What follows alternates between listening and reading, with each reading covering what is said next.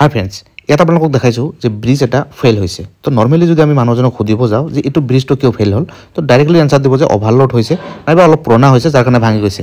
কিন্তু ঠিক আছে, অভাৰলোড হৈছে, তো এই ব্ৰিজটো কিমান লোড ল'ব পাৰিব, এই ব্ৰিজটোৰ কিমান কেপাচিটি আছে, এই লোডখিনি ক'লৈ কেলকুলেশ্যন কৰি দিব যে এইটোৰ কেপাচিটি ইমান আছে। এইটো মানিছোঁ অভাৰলোডৰ কাৰণে ক্ৰেক হৈছে, নাইবা ইয়াত কিছুমান দেখা গৈছে যে টেনশ্যন জোনত অভাৰলেপিংটো মাজত পৰিছে, অভাৰ ৰেইনফৰ্চে হ'ব পাৰে।